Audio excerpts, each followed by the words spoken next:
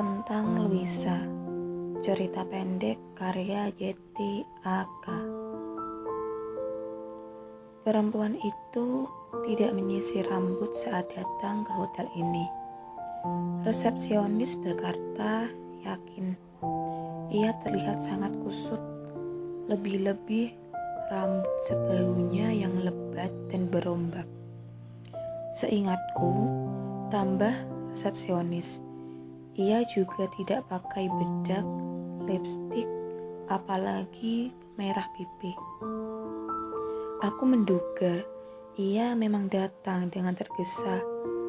Sangat mungkin ia belum makan sesuatu pun dari pagi hingga ia terlalu pucat. Perempuan itu segera bertanya tentang kamar 205. Aku hanya menjawab singkat. Kamar itu sudah dipesan seseorang pelanggan kami. Perempuan itu bersorak, "Ya, itu pasti dia."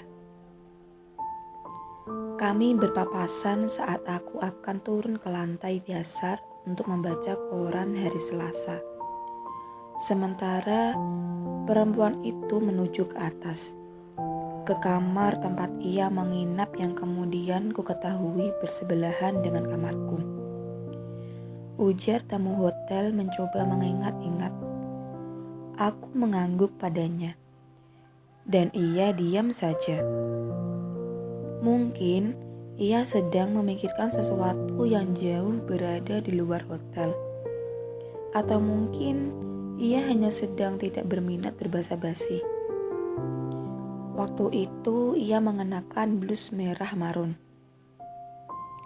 Esok paginya, aku baru tahu kalau namanya adalah Lucia. Ia perempuan yang murung. Demikian pernyataan penata taman. Tapi ia cantik, tentu saja. Sore pada hari pertama kedatangannya, perempuan itu turun ke halaman hotel. Ia bersikap seperti seseorang yang tengah menunggu. Ia melihat lama-lama ke jalan yang berdebu, menghembuskan napas, mengibaskan poni dengan gelisah, mendadak terdiam. Lalu cepat-cepat ia menggelengkan kepala, seolah-olah ia sedang memerintahkan pada dirinya bahwa ia tidak boleh menangis di sembarang tempat. Langit cukup terang di sore itu. Hujan memang kadang turun di malam hari. Itu pun hanya hujan ringan. Tidak pernah cukup meluruhkan debu-debu dari pohon-pohonan. Perempuan itu berjalan lebih dekat ke taman di mana aku sedang mengamatinya diam-diam dari pohon beringin. Di taman ada anggrek, bulan, dan kembang melati putih sedang meruapkan keharuman. "Kalian gardener hotel ini?" Perempuan itu bertanya dengan suara yang jernih. "Tidak, kami penata taman yang hanya akan bekerja beberapa hari saja di sini." Aku yang menjawab. "Oh, penata taman profesional?" "Ya, kira-kira begitu." "Namaku Luisa. Aku selalu menyukai taman, terutama taman kota yang lebih luas. Di rumah, aku punya taman yang kuurus sendiri. Dari kecil aku terbiasa melihat ibu merawat banyak sekali bunga di samping dan halaman rumah kami." Luisa terus berceloteh tentang tanaman di sudut rumahnya yang ia tata bergaya minimalis. Sesekali ia masih menyinggung soal ibunya yang menanam semua tumbuhan hingga pekarangan rumah mereka mirip hutan. Seterusnya ia berkata, "Ini pertama kali aku datang ke sini tanpa seorang pun yang aku kenal kecuali seseorang yang telah berjanji menemuiku. Setelah itu, Lucia banyak memandang kosong ke arah jalan, bertambah murung. Tukas penata taman sembari menunjukkan tempat persisnya Luisa berdiri. Perempuan itu datang kembali ke lobi hotel pada pukul 7 malam. Karena penasaran apakah seseorang itu menelpon lagi dan memastikan kedatangannya. Kukatakan, tidak. Ia tidak menelpon. Perempuan itu mendesah tidak jelas. Aku berpikir seharusnya ia bisa saja menghubungi lelaki itu dengan mudah. Semua nomornya tidak aktif. Aku tidak tahu apa yang harus kulakukan, kecuali menunggu. Kata perempuan itu seolah tahu apa yang kupikirkan. Aku menatap simpatik pada mata perempuan itu. Ia tampak kebingungan, lalu pergi begitu saja meninggalkan lobi hotel tanpa berkata apa-apa. Kemudian, dengan cepat, pembicaraan tentang perempuan yang menunggu seseorang yang mungkin saja tidak pernah datang menyebar kemana-mana. Semua orang hotel, baik tamu, karyawan, hingga penata taman menjadi akrab dengan nama Luisa. Sungguh, kami tidak pernah kedatangan tamu yang membuat kami amat mudah menjadikan ia bagian dari diri kami.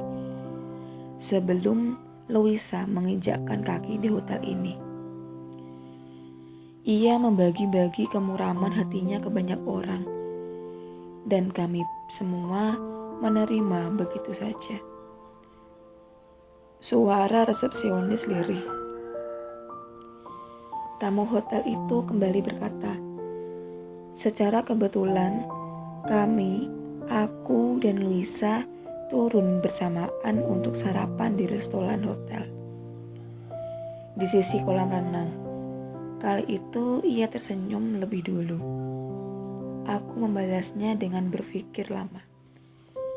Ia mengenakan syal hitam di leher yang jenjang rambutnya diikat agak tinggi, membuat ia lebih segar dari pertama kali aku melihatnya.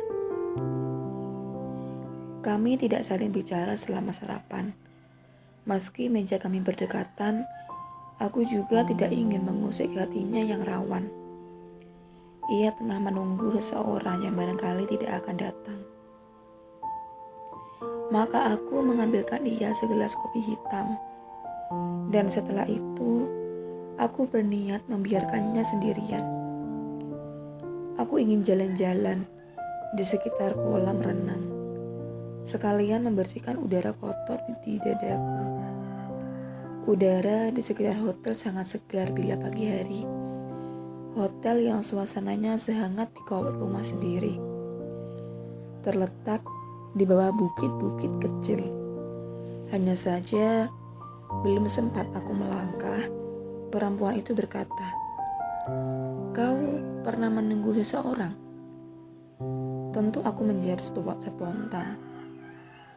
"Aku sekarang sedang menunggu." Ia menunduk, menyembunyikan matanya yang berkabut. Karena ini, untuk pertama kali aku datang ke sini. Maka aku sedikit merasa tersesat. Aku bahkan tidak terlalu yakin bisa menunjukkan titik keberadaanku. Seandainya temanku tiba-tiba menelpon lalu menanyakan di mana aku berada sekarang, sebab mungkin ia mau menjemputku. Mengingat betapa menyedihkannya apa yang kualami selama ini di sini. Itu mengerikan, aku berkata lagi. Perempuan itu tersenyum, miris, dan aku sedang melakukan sesuatu yang mengerikan itu. Aku datang ke kota ini sendirian. Aku tidak punya siapa-siapa di sini, kecuali ia yang akan datang menemuiku itu, kekasihku. Perempuan itu berhenti bicara. Ia mendadak gelisah. Tapi sekarang, ia belum tentu juga datang, dan tidak bisa kuhubungi. Ponselnya mati sejak kemarin. Sementara aku sudah kehabisan semangat untuk menumpang bus lalu pulang. Ketika berangkat ke sini, aku sudah meninggalkan segalanya. Louisa kembali lagi, ujar penata taman. Ia tidak terlihat lebih baik, tetap saja murung. Lingkar matanya mulai gelap. Ia pasti tidak tidur selama beberapa jam. Atau kalaupun tidur, ia melakukannya sambil terus memikirkan sesuatu. Langit begitu bersih. Ia berseru. Satu senyuman menghiasi pipinya yang sedikit memerah, namun terlalu cepat padam lagi. Itu bagus, tukasku. Perempuan itu mengalihkan pandangannya ke arah jalan. Beberapa kendaraan melintas. Dia tidak akan datang. Tentu, ia bicara dengan dirinya sendiri. Ia tidak berani melepaskan apa-apa yang dimilikinya. Seperti aku telah melepaskan semua yang telah aku sayangi. Aku tidak bisa ikut campur. Aku tidak mengenal seseorang yang ia tunggu. Malah sebenarnya aku juga tidak terlalu tahu siapa perempuan bernama Louisa itu. Usianya lewat dari 30-an, mungkin pula 40-an. Yang pasti ia penyuka taman dan bunga. Dengar-dengar dari pembicaraan tamu hotel, Louisa terlihat hubungan yang rumit dengan lelaki yang ditunggunya. Tidak, ia tidak turun lagi sejak pagi dari hari ketiga. Ia bahkan tidak ngebel atau bertanya atau minta sesuatu. Atau entahlah, aku tidak terlalu ingat. Karena akhir pekan hari itu hotel kami tidak ramai. Itu membuatku tidak terlampau memerhatikan Louisa. Setengah jam aku menunggunya di tangga, berharap kami akan sama-sama sarapan. Dan siapa tahu untuk kali itu kami berbincang lebih akrab lagi. Aku ingin menceritakan tentang hidupku padanya. Sebagaimana sebelumnya, ia sedikit bercerita mengenai hubungan gelapnya dengan lelaki yang ia tunggu. Lelaki itu pacar masa SMA, sudah menikah dan memiliki 2 orang putra. Louisa sendiri juga sudah berkeluarga, punya 1 orang putri. Anak perempuannya itu kini duduk di kelas 2 SMP, cantik, berprestasi, dan anak yang periang. Namun semua itu, menurut cerita Louisa, seperti tak mampu membuatnya berbahagia dan merasa cukup. Diam-diam, Louisa tetap menjalin hubungan dengan lelaki yang waktu itu ia pikir tidak akan datang menemuinya. Hubungan yang membuat mereka letih dan terus-terus kebingungan karena mereka ingin bersama tanpa bisa melepaskan orang-orang yang juga mereka sayangi, keluarga. Ya, bagaimanapun, Louisa teman bicara yang tidak membosankan. Ia penuh kejutan di balik ekspresinya yang datar. Tapi, ia tidak pernah muncul pagi itu. Juga saat aku kembali lagi ke atas, bersiap-siap mengisi liburan dengan mengunjungi beberapa tempat kenangan. Tempat-tempat yang dulu sangat disukai mendiang istriku. Louisa tidak pernah pergi ke taman. Aku melihat ia hanya berdiri di balik gorden putih yang tipis, menghadap jendela yang ia biarkan terbuka. Sejak kedatangannya, memang hanya semacam bayangan saja yang tampak olehku. Namun aku bisa menduga kalau wajah Louisa tambah murung. Dari balik gorden itu, Louisa menurut dugaanku kata penata taman melihat jalanan seperti yang biasa ia lakukan saat berada di taman. Ia bukan menyukai jalan itu. Ia sama sekali tidak terkesan dengan jalan kota yang berlubang-lubang. Tapi sekali lagi, ia tengah berharap seseorang akan muncul di sana. Seseorang yang telah membuat janji bertemu di kota yang sudah mereka pilih. Ah, bukan dia. Melainkan lelaki itu yang memilih, sebab pada satu waktu lelaki itu pernah menghabiskan tahun-tahun menggairahkan di kota ini. Saat ia melakukan penelitian naskah Melayu bersama koleganya.